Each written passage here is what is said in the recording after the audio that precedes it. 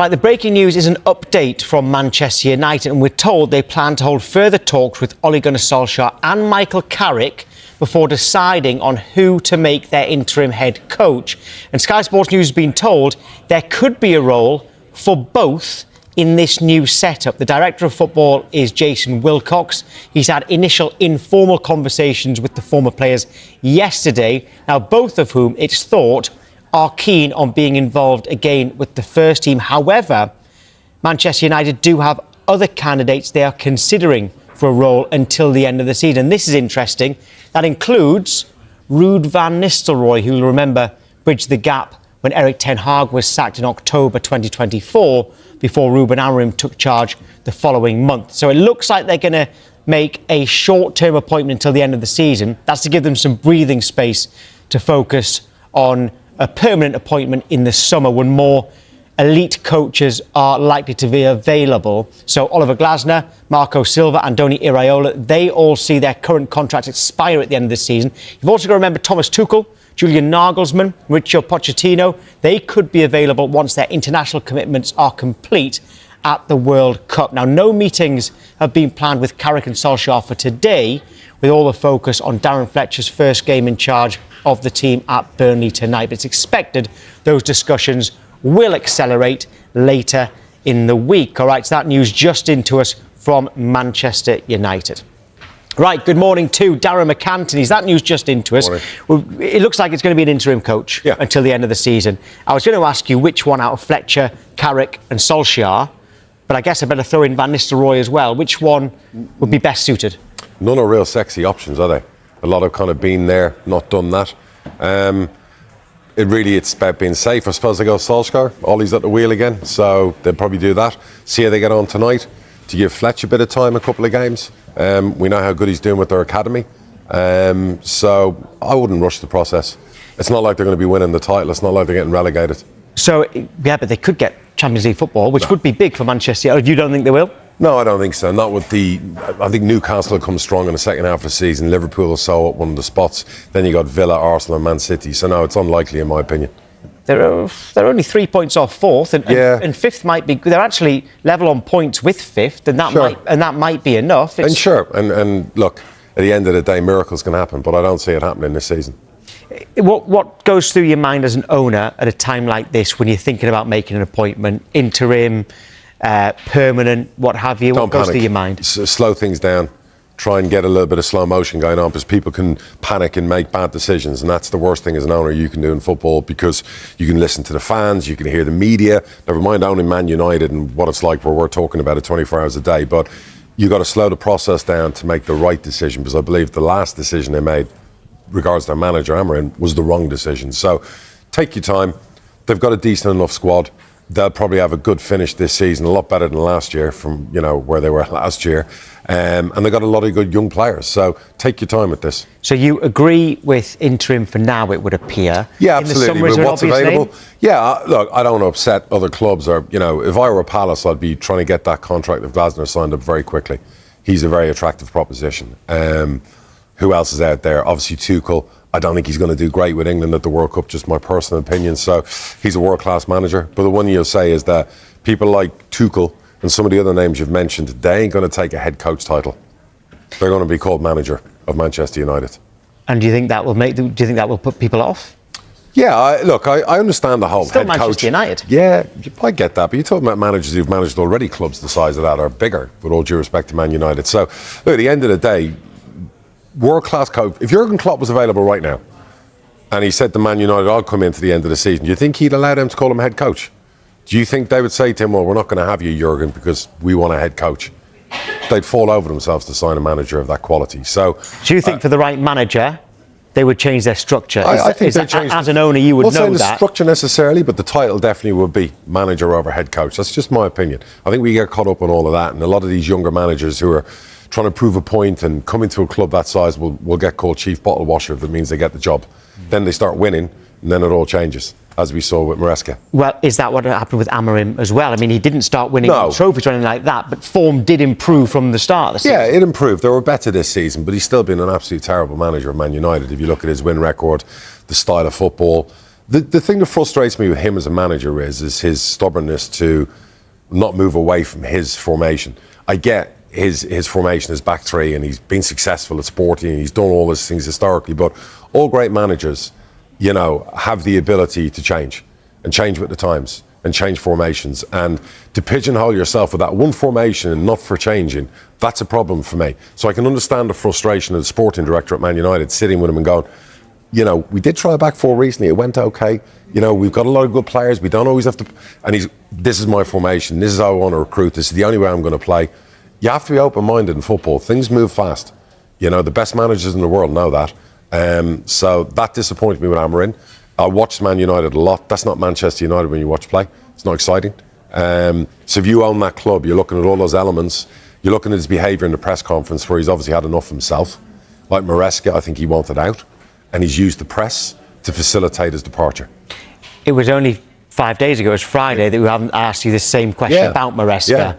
If Amorim had said those things about you and the people just behind, just below you, but above him, would you have sacked him? But when my staff start talking through the press to me, it's message received, and it's like end of the line. Because I'm one of those people, just say what you mean and mean what you say, and be direct about it, and I'm very transparent. So I'd rather, if you're upset with me, as a manager, head coach, whatever you are, just tell me. I've no problem. I like a good ruck. I never hold grudges. You know, I've had rucks with managers over the years, and we still work together the next day. It's not a drama for me, but don't do it through the press. Don't try and run the football club through the local media or through interviews and try and, you know, subliminal messages to me. And I just felt Maresca, with his comments about the lack of support, then you're watching Amorim go on about, I'm not the head coach, I'm the manager of Manchester United, and the sporting directors need to do their jobs. It's obviously what that was all about. He wanted out, like, with all due respect. So, okay, be man enough to, instead of go to the press, go to the director of football and go, after your row, this isn't going to work anymore. Write me a cheque and I'm out of here. That's it. Well, he did say that I'll be leaving. He said I'll be leaving in 18 months when my contract's up as well, didn't he? Again, he was using the press to get paid off early. I guarantee not a new contract? I guarantee if we could check his wife's Google history, you would have seen probably properties abroad somewhere or back home in Portugal. Right. Guaranteed, before that press conference either. I mean, we won't be doing that. We won't be. Of course, that, I'm sorry, I see what you mean. But yeah, you get what I mean. I'm just saying it was pre-orchestrated, and that was a manager. The way he went through that press conference and reacted is somebody who did not want to be there. Welcome back to Good Morning Transfers. Right, let's get stuck into Manchester United, shall we? Bradley, sorry, we're going to have to talk about your team. They are looking for candidates for the interim manager position. We know that Darren Fletcher is going to take charge tonight, James Green, at Turf Moor for the trip to Burnley. What about some other contenders, other names in the frame on an interim basis? Well, if you look at this morning's sports pages, on the back of most pages, Ole Gunnar Solskjaer is there. He is one that Sky Sports News understands has spoken to the club about a potential return. Darren Fletcher, as you mentioned, he's taking charge tonight. He's likely to be in place for the weekend's FA Cup game against Brighton, as well as another name, and Michael Carrick too, who spent a short stint in the Man United dugout after Ole Gunnar Solskjaer was sacked back in 2021. It's so interesting with Ole Gunnar Solskjaer, this is going full circle. Remember, he came second with Manchester United 2020, 2021. And I remember at the time he apologised to fans for coming second. How much would those fans and Bradley like second place right now? But that's the situation where we're at. Jason Wilcox, Director of Football, is leading the charge on this. But the ultimate decision will be sanctioned by Sir Jim Ratcliffe. They are looking at an interim replacement, but they're not ruling out a permanent candidate if the right candidate comes forward. So, again, one to watch. But Ollie is certainly looking like the man to return, certainly for the foreseeable until the end of the season. However, Dan, Manchester United are only 3 points behind Liverpool in a Champions League place. I get it, there will be all sorts of options potentially which they will look at, and maybe even some other names like Unai Emery, who knows, you know, Glasner out of contract, Andone Areola, sorry Molly, you know, there'll be other managers which they will look at in the summer. However, right now, what would you go for? Because the season is still salvageable. Yeah, no, it's not all doom and gloom. I think the actual form, believe it or not, looking at the table and the points, was actually on the up under Ruud Vanistelroy. I don't think the football was great. I think the system was still too rigid. I know he changed it a couple of weeks ago in Newcastle, and then he went back, and then the subs, and yeah, very strange. But I think Darren Fletcher is obviously a club legend. He's been there, he knows the club. I think he's going to win the fans straight away. I think he's going to win the players. They're going to go straight to a back four. it's almost 100% guaranteed for me. They'll go back to what he did. He brought energy, brought enthusiasm. He'll pick those players that represent him and the club in the best way. So I expect them to have an upturn in form straight away, just like it did when Ruud took over, just like when Ollie took over the first time. That will happen again with Fletcher. The difficult one is they have an upturn in form. They go, okay, Fletcher's ready. Give him the job, give him full reins, and that's what they've done with Ollie. And then obviously it didn't obviously end amazingly, but we'll see what happens. I think with Darren Fletcher, the feeling inside Manchester United is he is someone for the future, but perhaps right now is a little bit too soon for him in terms of the permanent role. Let's bring in Bradley Tooth and let's get our teeth stuck into this. Manchester United, come on, Brad, talk to me. You haven't heard that before, have you? No, never heard that one before. That's original. Come on, Darren Fletcher. I mean, he loves the football club. He's got 2 kids in the first team. Everyone else seems to have had a crack already in terms of your Michael Carricks, you know, your Giggs, your Solskjaer's interim before he got it on a full-time basis. Why not Darren? I think it's a little bit too soon to have him as a full-time permanent manager. I think everyone knows at the club that he's kind of being groomed to one day be closer to the first team or be first team boss. But, you know, ultimately we need somebody who's going to give us that upturn in form.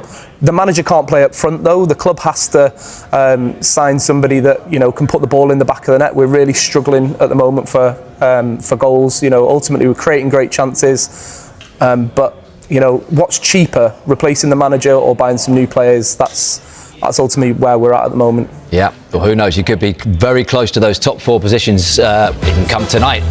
Hi Darren. Obviously, when you pick teams in the 18s, they've tended to play with a back 4. There's been a lot of talk about the system here. I know you don't want to disclose team news, but is it safe to say that we'll see a back 4 at Turf Moor? Well, we don't know yet. I can't disclose that. I think when you talk about the under-18s teams, that's a style and a system that the club thinks is best for developing players. So I think it's a system that we use. I think it's something that's come in terms of how we set up in midfield, how we set up with defenders. So I think for developing players, it's a really, really good formation and system. And at under-18s, it's about development.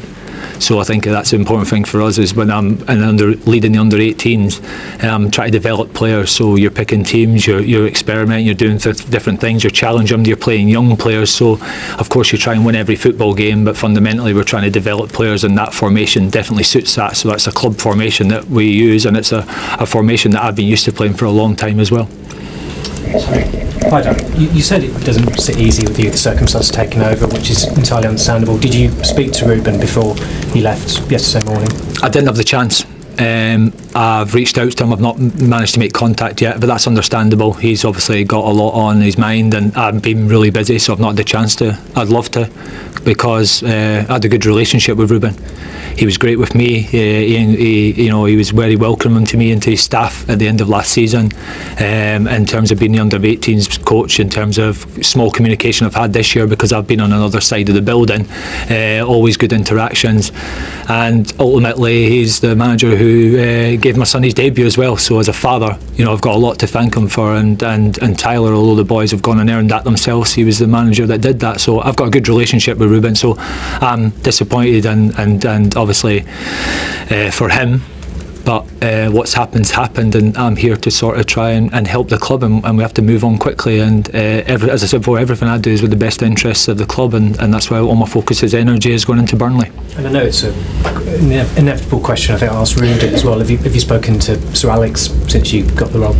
I have. I don't like to make any major decisions or things without speaking to Sir Alex, and that's something I've done since I've been at the club and since I've left the club. And everything I do, I've got a really good relationship with Sir Alex, so it's probably the first person that phoned actually, so I wanted to speak to him first, and ultimately to get his blessing, to be perfectly honest with you. I think he deserves that respect. I wanted to run it by him what he thought, and he was supportive of it, and he echoed my thoughts, which I've always said: it's your job to do the best for Manchester United. When you're an employee of the club, it's your job to do your best for Manchester United. And it's something that, it's amazing when he says something that I try and live and believe every day. So it was comforting for me for him to say that. Thank you.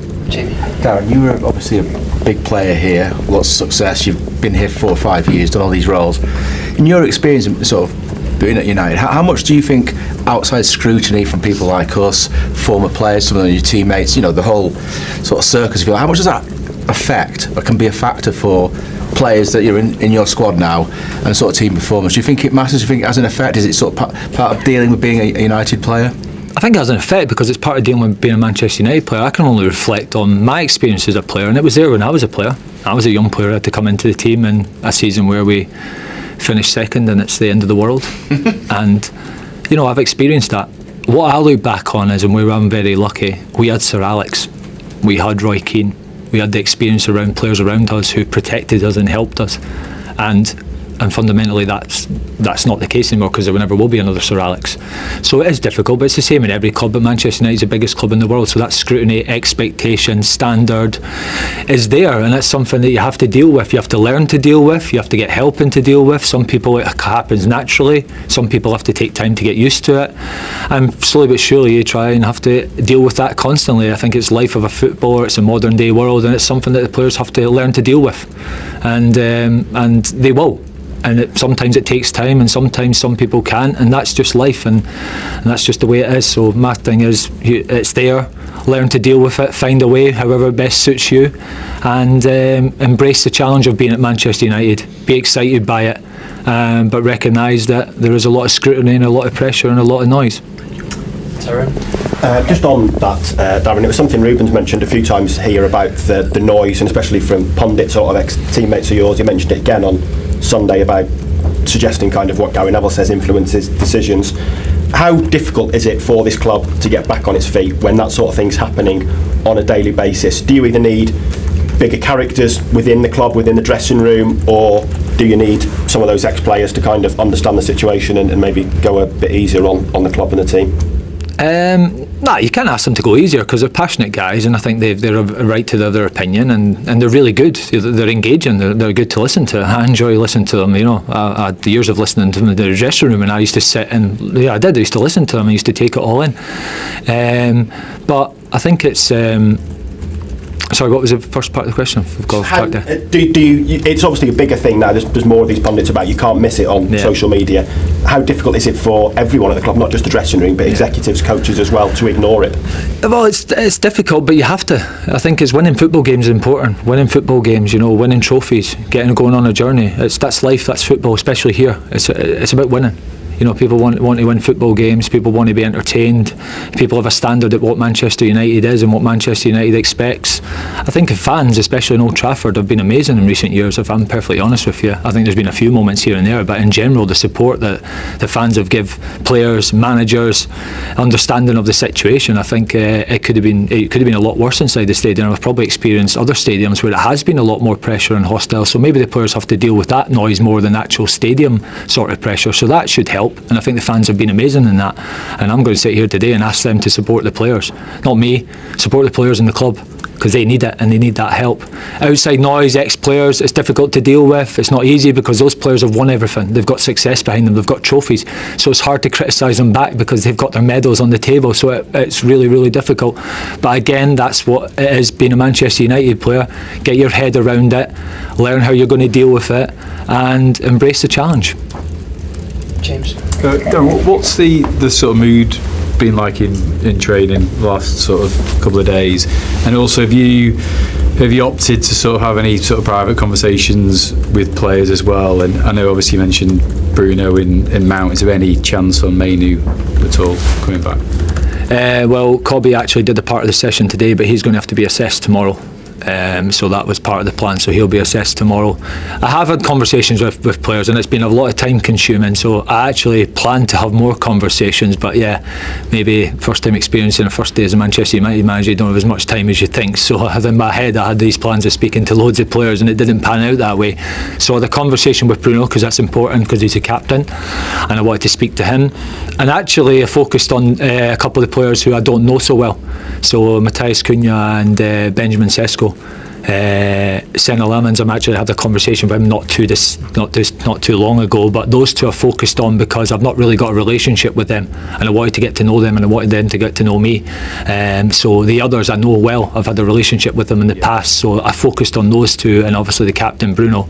And then as game time gets closer tomorrow, there'll be some individual chats and meetings and just chatting to them in general around the training ground, around the canteen and things like that. I think it's really important. And is that as much like what you expect from them, or are you actually more interested in hearing what they have to say? And a bit of everything really. Get to know them, have a conversation, you know, ask some questions about them, how they're finding it, how they're experiencing the club, how they found things. Just trying to get to know a little bit of what I think of them as players, my thoughts on them, how they've been, you know, all that sort of stuff. They're just a general chat, really, getting to know them, trying to build first steps of a relationship rather than being cold when you know 95% of the squad and you don't know those two. I think it's important that I tried to do that. One last question for Paul. Darren, how do you assess the state of mind and the confidence of the players? Because it's been obviously quite a kind of whirlwind 48 hours for them. I think confidence is part of everyone's at a different stage in confidence, and it's really important in football. But I think you see players coming back from injury who've missed a lot, they're going to be in a certain state of mind. You've got other players who are playing well, you've got other players who are not playing so well, so confidence is up and down. I think the players you could see that, you know, nobody likes to see somebody lose their job. I'm sure you could sense that in the building yesterday. But today, you have to move on very, very quickly, and it's important that we have a good energy going into the game. We can't be going into the Burnley game with not a good energy. So it's important that you have to move on very, very quickly. Football's a cruel game, it's life, it's football, so it's important that we try to create a little bit of energy today and a little bit of spirit, and I think we got that in training today, and hopefully there's more of it again tomorrow.